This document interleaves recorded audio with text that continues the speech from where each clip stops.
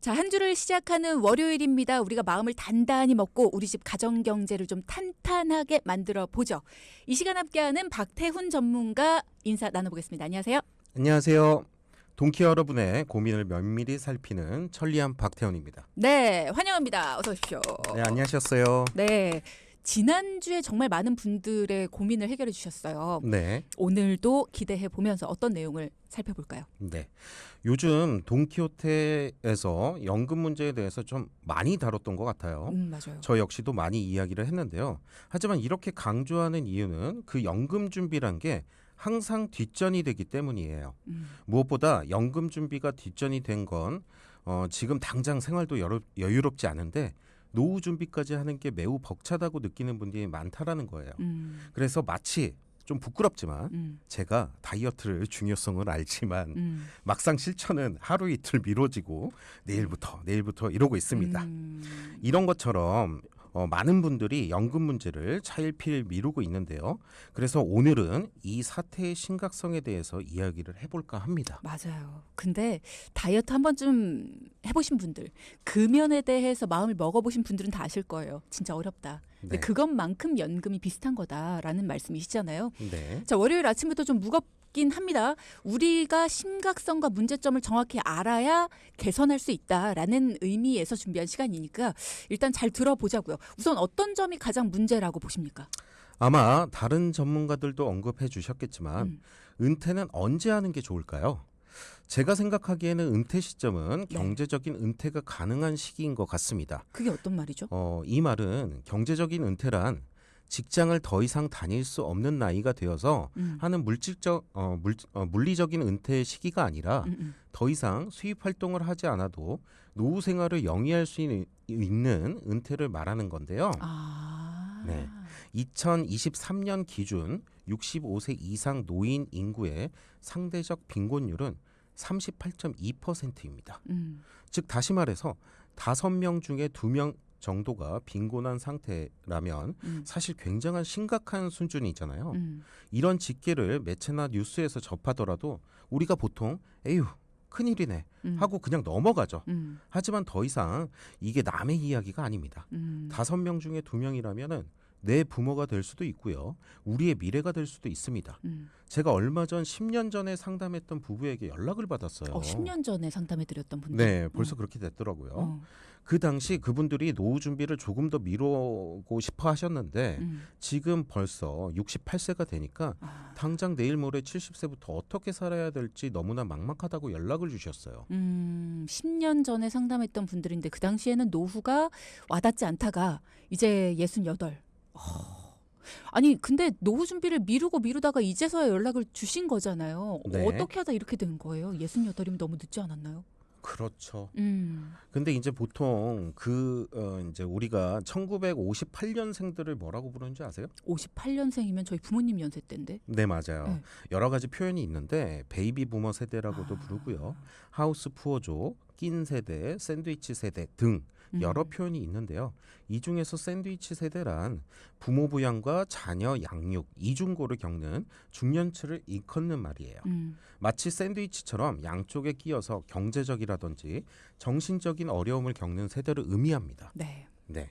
노부모의 의료비라든지 생활비 지원은 물론 자녀의 교육비와 결혼자금 지원 같은 경제적인 부담으로 막상 본인의 노후가 부족하게 되는 분들을 뜻합니다. 지금 방송을 청취하고 계시는 동키 여러분의 이야기거나 앞으로 겪게 될 이야기 또는 내부모의 이야기가 될 수도 있을 것 같습니다. 맞아요. 본인의 노후를 준비해야 하는 시기인데 부모님도 부양을 해야 되고 또 자녀 양육 문제도 아직 남아있고 비용과 시간을 너무 많이 사용하다 보면 막상 내놓는 준비하기가 힘들어진다라는 거죠. 이분들 그러면 어떻게 해야 될까요? 우선 2년 뒤부터 국민연금 수령액을 얼마가 되는지를 좀 봤더니 네. 90만 원 정도밖에 안 됐어요. 적네요. 네, 그 이유는 뭐냐면은 IMF 시기에 국민연금을 한번 전액 수령을 하셨기 때문에 70세부터 받도록 연금을 미뤘음에도 불구하고 굉장히 적었습니다. 기초연금은 집을 소유하고 계시는 바람에 32만 원 정도밖에 수령을 못하고 계시고요. 70세부터 받는 국민연금과 합산 금액을 따져보니까 120만 원 정도로 생활을 하셔야 합니다. 그러네요. 이걸로는 굉장히 생활이 팍팍하겠죠. 120만 원이면 이걸로 관리비에 지금 내고 계신 여러 가지 뭐 통신비, 생활비 부족하지 않을까요? 네, 맞습니다. 2인 가족의 최저 생계비가 207만 원 정도 된다라고 합니다. 아, 노후가 되면 막연하게 돈을 별로 안 쓸 거야라고 생각하시는 분들이 굉장히 많으신데요. 주디가 방금 이야기해준 대로 관리비며 통신비, 건강보험료, 실손의료비, 각종 보험료 등만 하더라도 100만 원가량은 금세 나가버립니다. 풍족한 생활이 아니더라도 생활비가 최소 100만 원가량 발생을 하겠죠. 게다가 젊은 사람들에 비해서 의료비에 대한 지출이 상당히 높죠.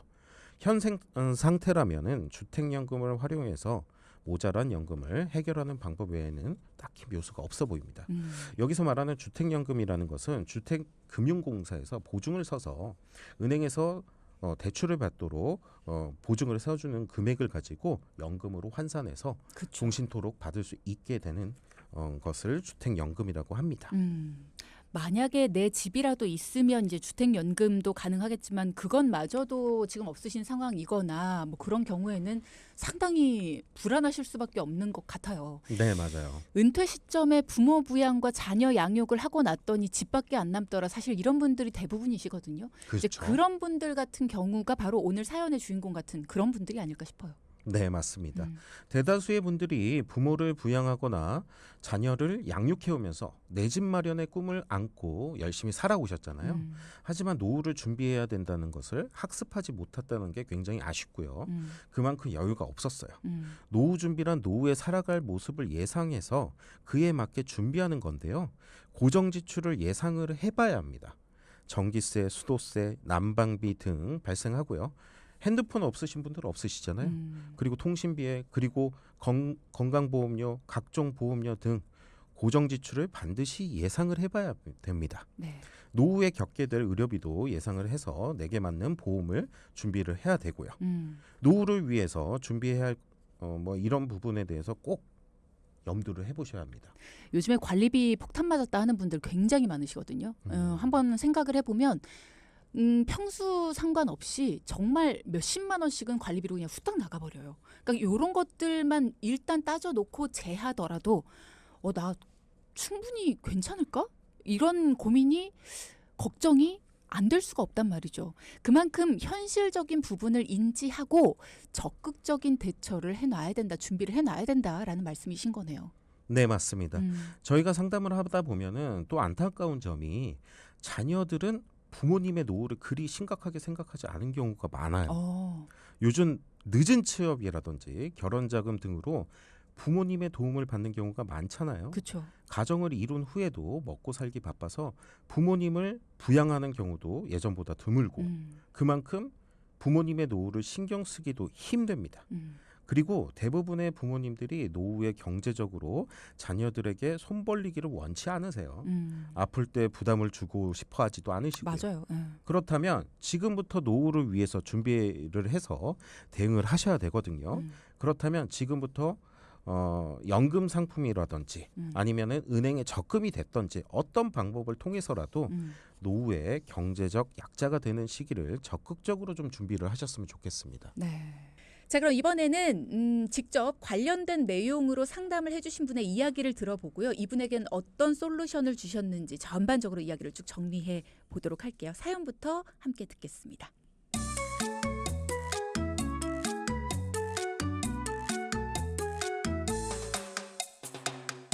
안녕하세요.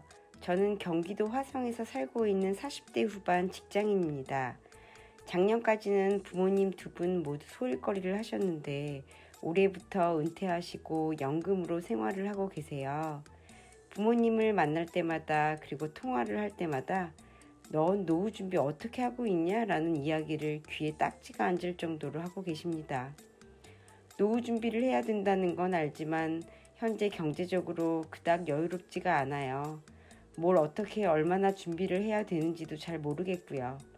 저희 집은 아이들도 없어서 교육비가 들지도 않는데 왜 지출 관리가 안 되는 걸까요? 우리 부부 노후에도 돈 걱정 없이 건강하게 살 수 있는 방법을 찾을 수 있을까요? 자, 오늘 사연자분 노후를 맞은 부모님께서 평소에 노후 꼭 준비해야 된다. 노후 대비는 반드시 해야 돼. 이런 얘기를 많이 해주고 계시는 것 같아요. 근데 뭘 어떻게 준비해야 되지? 이런 생각을 누구나 다 하죠. 이분도 하셨던 것 같습니다. 일단은 사연자분들 어떻게 살고 계신지부터 확인해 볼까요? 네, 좀 소개를 도와드리면 네. 동갑내기 부부였고요. 요즘 딩크족이라고 하죠. 두 분 다 벌고 계시지만 자녀는 없는 상황이었습니다. 네. 제가 3개월 전부터 상담을 했는데요. 어. 두 분이 함께 살고 계시지만 수입과 지출 내역이 좀 정리를 하는데 시간이 오래 걸렸습니다. 왜요? 돈 관리가 따로 되다 보니까 아. 불필요한 지출도 좀 많았고 다른 가정에 비해서는 자녀 교육비에 대한 부담이 없는 만큼 두 분의 소비가 좀 높았어요. 돈 관리가 따로 되다 보면 공동의 목표를 세우기는 쉽지가 않는데요. 그래서 수입과 고정적인 지출을 좀 정리를 해보았고요. 네. 두 분의 합계 소득은 630만 원이었고요. 대출금은 91만 원, 보험료 80만 원, 생활비 300만 원, 청약저축은 20만 원이었습니다. 고정 지출을 소득에서 제외하고 나면 139만 원인데 사실 얼마 전까지만 하더라도 이 139만 원도 존재하지 않았어요. 왜요? 그 이유는 차량 할부가 2대 다 있어가지고 아. 이제 얼마 전에 지난달에 끝났기 때문에 어. 지금 현재로서는 139만 원의 여유 자금이 생겼습니다. 근데 이런 부부들 상당히 많거든요. 그러니까 각자가 버는 돈에서 생활비가 뭐 예를 들어서 200만 원이 나간다. 그러면은 각자 100만 원씩 넣어가지고 생활비 통장은 따로 만들고 네. 각자의 소득은 각자 관리한다. 뭐 이런 식으로 하는 분들이 꽤 많더라고요. 근데 이게 안 좋은 건가요? 요즘에 그런 분들이 굉장히 많아요. 사실. 왜냐하면은 이제 말씀해 주셨던 대로 약간의 문화가 좀 바뀐 것 같아요. 그래서 그렇게 살고 계시는데 사실은 공동의 목표가 생기면은 네. 그만큼 돈을 여기에서 아껴야지라는 어떤 두 분의 생각들이 공통적으로 발생할 수 있지만 그런 생각의 차이점이 있다면은 공통적으로 나는 사실 이 부분에서 모으고 싶은데 상대방은 그러지 않을 수가 있잖아요. 소비로 돌아갈 수도 있고 하다 보면은 돈이 조금 많이 새는 경우들이 많습니다. 그러니까 정말 돈을 모아야 된다라는 목표가 분명하다면 두 분이 그렇다면 함께 관리하는 것이 돈을 모으기에는 더 적합하다라는 말씀이시군요. 네, 맞아요. 사실 대부분의 분들이 이런 말씀들을 되게 많이 하세요. 600만 원 버는 가정에서는 만약에 700만 원을 벌게 되면 100만 원을 온전히 저축할 수 있을 거라는 생각을 합니다. 그런데 한 달에 100만 원이면 하루에 33,000원 정도고 두 분이 나누게 되면은 16,500원 정도예요. 네. 네, 이 굉장히 정도를 산수적이네요. 네, 이 정도를 하루에 조금 더 사용할 수 있는 금액인데 즉 합산소득의 관리가 아닌 각자의 비용 관리라면 그저 아주 조금 더 좋은 음식과 좋은 옷 정도가 소비가 될 수 있는 것이지 삶의 질이 너무나 좋아진다라고 할 수는 없어요. 그러네요. 하루에 16,500원 정도 더 소비할 수 있다. 그러면 점심 때 뭐 메뉴 하나 더 시키는 거? 네, 맞아요. 네. 커피 한 잔 더. 네. 그 정도만으로도 이 100만 원은 훌쩍 없어지네요. 네, 맞습니다. 저축이라는 것은 공동의 목적이 없으면 저축이 되기 쉽지는 않습니다. 그래서 이분들에게 공동의 목표를 세우는 게 가장 우선시 됐는데요. 네. 두 분 다 소득 활동이 가능한 시간은 17년을 잡았어요. 그 이후로 경제적인 은퇴를 하겠다는 목표를 세웠습니다. 네. 앞서 말씀하신 것처럼 경제적인 은퇴, 즉 내가 단순히 지금 다니는 회사에서 은퇴하는 것이 아니라 정말 경제적으로 이 정도면 노후 생활을 하기에 괜찮다 싶을 때 경제 생활을 접는 거죠. 그때가 바로 경제적인 은퇴다라는 말씀을 주셨어요. 17년이라는 시간이 두 분의 은퇴 후 2, 30년 정도를 지낼 수 있는 그 비용을 만들기에 충분한 시간이 될까? 일단 그러기 위해서는 뭐부터 해결을 해야 될까요, 이 두 분? 우선 거주의 문제를 조금 해결해 보려고 해요. 그에 따른 부채를 모두 상환해야 되겠죠. 그리고 이분들에게는 자녀가 없기 때문에 의료비에 대한 부담과 돌봄에 대한 보험을 잘 준비를 해야 됩니다. 그리고 노후 자금으로 사용해야 될 연금도 마련을 해야 되고요. 네. 현금 자산도 좀 만들어 드리려고 합니다. 뭔가 마법을 부려주실 것 같은 느낌이 드네요. 필요한 것들은 참 많아요. 자, 일단은 확실히 정할 수 있는 거 의료비에 대한 부담과 돌봄에 대한 보험 이 부분이 좀 필요할 것 같습니다. 네, 일단 보험 부분을 조금 살펴보면요. 네. 두 분의 합계 보험료가 80만 원의 보험료가 나가고 있었어요.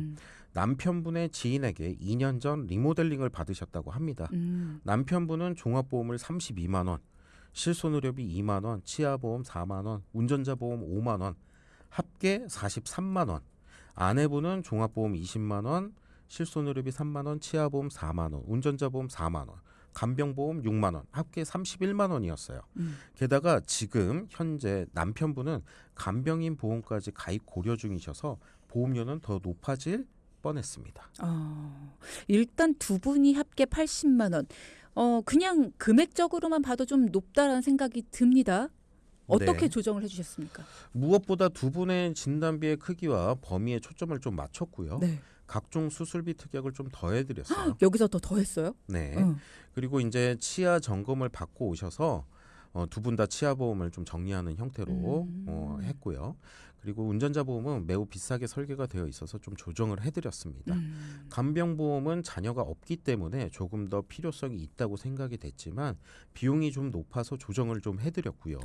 그 결과 남편분은 종합보험 17만 원, 실손의료비 2만 원, 운전자 보험 1만 원, 그리고 간병보험 3만 원으로 합계 23만 원으로 20만 원 가량을 줄였습니다. 아니 네. 수술비 특약들을 더 해주셨다 그래서 제가 지금 네. 놀랐잖아요. 네. 뭔가를 더 했어요? 라고 아, 했는데 네. 종합보험이 17만 원으로 줄었어요? 네. 조금 더 필요한 부분에 초점을 맞춰서 설계를 해드렸고 그 외적으로는 조금 불필요한 부분을 정리를 하다 보니까 이 정도로 줄일 수가 있었습니다. 그렇군요. 네. 아내분은요? 아내분 역시도 종합보험 12만 원, 실손의료비 3만 원, 운전자 보험 1만 원, 간병보험 3만 원으로 합계 19만 원에서 18만 원 정도를 줄일 수가 있었어요. 그래서 두 분 합산 80만 원에서 42만 원으로 줄였거든요. 38만 원 정도를 줄일 수가 있었습니다. 그러니까 많은 분들이 보험료를 이렇게 줄이게 되면 내가 받는 보장이 줄어드는 거 아니야? 라고 생각을 하세요. 그래서 저희 이 솔루션들을 쭉 이렇게 듣다가 아니 근데 저렇게 보험료를 줄이면 여태까지 냈던 돈들도 손해볼 수 있고 그리고 내가 받는 보장도 줄어들 수 있고 여태까지 내가 고민해서 쌓아 올린 탑인데 탑이 무너지는 거 아니야? 라고 오해들을 하시는데요. 오해라고 말씀을 드렸습니다.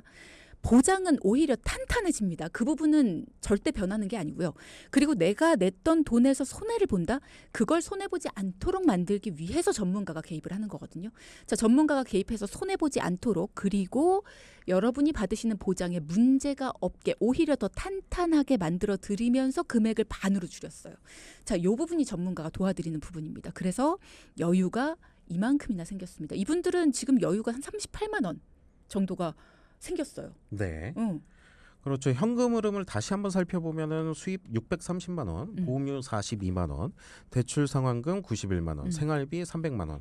아까 청약저축이 20만 원 있었는데 사실 부동산에 대한 계획 자체가 더 이상은 없으셨기 때문에 사실 이제 좀 금리가 예전에 이제 좀 청약저축이 조금 더 높다 보니까 약간 그쪽으로 가입되어 있던 20만 원은 좀 정리를 해가지고 여유자금은 197만 원 정도로 조정이 되었습니다. 소비 중에서 차량이 2대였잖아요. 그렇죠. 그러니까 유지비라든지 세금 등의 지출이 좀 높았어요. 근데 이제 알고 보니까 같이 출퇴근이 가능하셔가지고 한 대로 네, 좀 불필요한 지출을 좀 줄이고자 하는 이분들의 어떤 노력도 있기 때문에 정리를 하기로 했고요. 네. 그래서 이제 차량을 정리함으로써 나온 1,500만 원과 그리고 청약저축에서 이 부분을 해지하고 나온 700만 원을 더해서 한 2,200만 원 정도를 비상자금으로 확보를 하면서 이 가정을 조금 더 탄탄하게 만들었고요. 생활비는 이제 한 대를 줄이다 보니까 매월 한 40만 원 정도가 줄었습니다. 그렇죠. 네. 주유비라든가 여러 가지 관리비 이런 거 다 따지면 차량 유지비가 꽤 많이 나가요. 네, 그렇죠? 맞습니다. 그러면 여유자금 역시 197만 원에서 40만 원이 더해지면 237만 원 맞나요? 네. 아유 산수를 굉장히 잘해주고 그럼요. 계시는데 네. 네 맞습니다. 여유자금을 모두 저축하게 되면 여행도 못 가고 포기해야 되는 것이 너무 크잖아요. 맞아요. 사실 그렇게만 해드릴 수는 없어요. 우리가 어렸을 때 생활계획표 짜잖아요. 그러면 사실 자유시간. 맞아. 자유시간보다 너무 사실 이상적인 삶을 우리가 목표를 하지 않습니까? 그렇죠. 그러면 다른 사람의 삶이 되잖아요. 그래서 우리가 좀 현실 가능한 이런 부분을 좀 만들어 드리기 위해서 좀 노력을 했습니다. 퇴직연금 중에서 IRP라는 계좌가 있는데요. 네. 이 부분을 좀 만들어 드리려고 했거든요. IRP 계좌라는 거는 뭐냐면은 개인형 퇴직연금이에요. 세액공제 혜택을 주는 기능이 있는 세제 적격 상품인데 한 계좌에 1년간 납입 가능한 금액은 1,800만 원까지 있고요. 1,800만 원. 네. 세대 혜택을 받을 수 있는 것은 연간 900만 원까지다. 근데 공제율은 총급여액 이제 급여 부분이 5,500만 원 이하인 경우에는 네. 16.5%를 받을 수가 있고요. 5,500만 원 초과이신 분들은 13.2%의 세액공제 혜택을 받으실 수가 있습니다. 혜택률이 꽤 높아요. 네, 맞습니다. 그래서 두 분 모두 각각 50만 원씩 가입하게 되면서 연금도 준비할 수 있지만 세액공제를 1인당 16.5%를 받으실 수가 있습니다. 즉 1년 뒤에 받을 수 있는 금액은 198만 원이 되고요. 급여 외 수당, 성과급을 합쳐서 여행 경비라든지 여가 활동을 할 수 있는 비용들을 좀 만들어 드렸어요. 그러니까 세액공제를 받도록 해서 그 세액공제 받는 금액으로 여행 경비를 만들어 드렸다는 거잖아요. 네, 맞습니다. 야, 이런 부분은 전문가 아니면 못합니다. 내가 이번에 받나 아니면 뱉어내야 되나 이거를 늘 고민하는 게 우리들이거든요. 그러니까 얼마를 받게 된다를 미리 결정해서 미리부터 계획을 세워서 그 부분은 여행 경비로 쓰시죠. 이건 전문가 아니면 못합니다. 자, 이렇게 여행 장비, 여행 자금으로 활용할 수 있는 돈을 따로 빼놨고요. 그럼 남은 금액은 또 어떻게 활용을 하셨나요? 237만 원에서 IRP 계좌로 100만 원이 사용이 됐고요.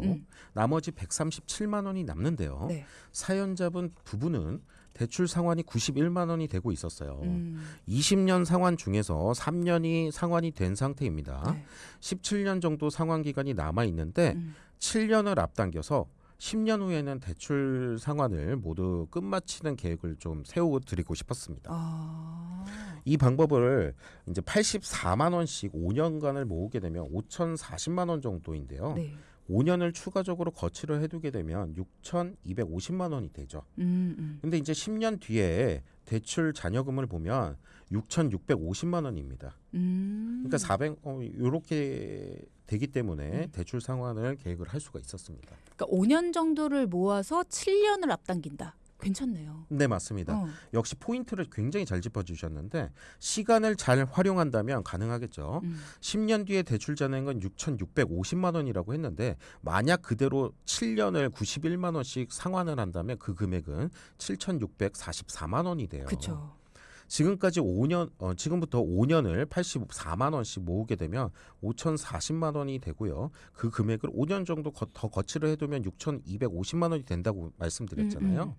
여기다가 한 400만 원 정도를 더해서 대출 상환이 가능한 거죠. 그렇죠. 그럼 5천만 원에서 7,600만 원 정도를 막을 수 있는 건데 즉 2,600만 원에서 아까 400만 원을 더하니까 한 2,200만 원 정도를 세이브할 수 있습니다. 그렇죠. 그러니까 대출 상환이라는 거 내가 어떻게 이거 대출 상환을 하지 그냥 꾸준히 잘 갚는 수밖에 없어. 뭐 이렇게만 생각을 하는데 대출 상환 계획도 이렇게만 세우면 2,200만 원을 내가 플러스할 수 있다라는 거예요. 그러니까 이게 전략이 필요한 겁니다. 그 전략을 함께 세우셔야 내가 이득을 볼 수 있다. 라는 거. 자, 그러면 나머지 53만 원. 우리 시간이 많이 없네요. 53만 원 어디에 사용을 했나요?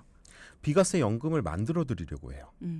국민연금과 세액공제를 받는 IRP 퇴직연금은 세금이 발생을 해요. 즉 이게 무슨 얘기냐면은 연금이 소득으로 잡히게 된다는 거예요.